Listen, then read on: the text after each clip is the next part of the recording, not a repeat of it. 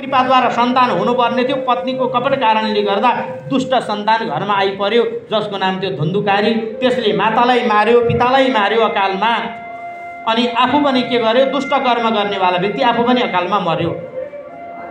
5 चोटि वेश्याको संसर्गबाट उसले आफ्ना गृहस्थलाई अगाडि बढाएको थियो। अन्तिममा ती 5 पत्नीले उसलाई मारिदिए।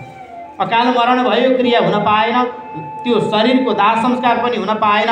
त्यो प्रेत धुन्धुकारीको आत्मा संसारमा भड्किन लाग्यो। त्यो भड्किएको आत्मालाई गति दिन गोकर्ण नाम गरेका गाईबाट जन्मिएका बालकले पछि ज्ञानी बनेर त्यही गाउँमा त्यही घरमा आएर चाहिँ पितृ उद्धार गर्न पर्यो भनेर भागवत लगाउनु भयो। 7 दिनको कथा श्रवण गरेपछि त्यो बाँसको पालबाट भित्र छिरेर श्रवण गर्ने भएको धुन्धुकारीको उद्धार भएको कथा भागवतमा आउँछ। हामीले पनि त्यही परिकल्पना गरेर यहाँ पूजा गरेका छौँ, स्थापना गरेका छौँ। हाम्रा कुलमा पनि सबैको यस्ता चाहिँ धर्म गर्ने कुलका व्यक्ति प्रेतता हुनु परेकै छैन, यसमा त त्यो शङ्कै छैन हामीलाई। तथापि केही कारणवश प्रेत बन्नु परेको छ भने आजको भागवतले अब प्रेत बनिरहँदैन, जसको कल्याण नै हुनेछ। यी सबै ब्राह्मण वर्गहरूको यही उद्घोष हो। आजको कर्म नै ती प्रेत मुक्ति गर्ने हाम्रो सङ्कल्प हो। हजुर, हाम्रो त कल्याण छ नै छ त्यसमा।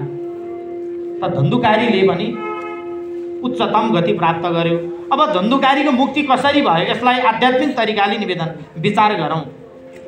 धुन्धुकारी भनेको जीवात्मा। हजुर, हामी 7 दिन भनेको हामीलाई पनि 7 दिनभन्दा 8औं दिन छैन।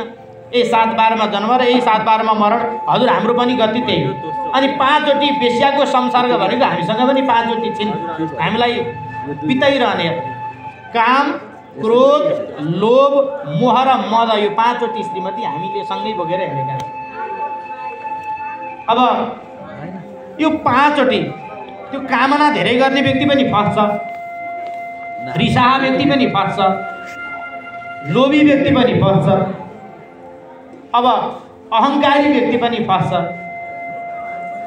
अनि अरूलाई गन्दै नगर्नेवाला व्यक्ति, संसारमा म मात्रै हो भन्नेवाला पनि एक दिन फस्नुपर्छ। हो, ती 5 पत्नीको संसर्गबाट हाम्रो जीवन सिद्धिरहेको छ। त्यसैले अब त्यो 7 दिनमा 7 आँखेला बाँस भनेको चाहिँ यो शरीर हाम्रो के हो, बाँस। यही परिकल्पना गर्नु होला। कुण्डलिनी शक्ति भन्ने यहाँहरूले कुण्डलिनी भन्ने कतै सुन्नुभएको होला। यो हाम्रो मूलाधारबाट चाहिँ यहाँ चक्र हुन्छ, शिरभागसम्म 7वटा चक्र हुन्छ। मूलाधार, मणिपुर, अनाहत, विशुद्ध, आज्ञा र सहस्त्रधार गरिकन 7वटा चक्र हुन्छन्।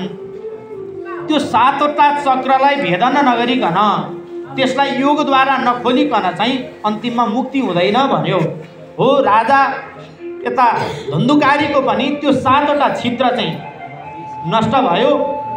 त्यो अवयव खोलेपछि अन्तिममा ब्रह्मरन्ध्रबाट चाहिँ जसले प्राणवायु त्यागे, तिनै धुन्धुकारी जस्ता जीवात्माले पनि भागवत श्रवणाद्रि गति प्राप्त गरे भने हामीले पनि भागवत श्रवण गरिसकेपछि अन्तिममा यही माध्यमबाट देहलाई त्याग गर्न सक्छौँ। त्यसैले इतिहासको कथाले के सिद्ध गर्न सक्छ भने त्यस्तो पापी, त्यस्ता धूर्त, त्यस्ता सठ धुन्धुकारीले भागवतले उद्धार गर्यो भने हजुर हामीलाई उद्धार गर्न नसक्ने, यसमा हाम्रो संशय नै छैन। हजुर, हाम्रो कल्याण नै गर्न सक्दछ भन्ने कुरा महात्म्यमा आउँछ। अब बल्ल म ग्रन्थतर्फ अगाडि बढेँ।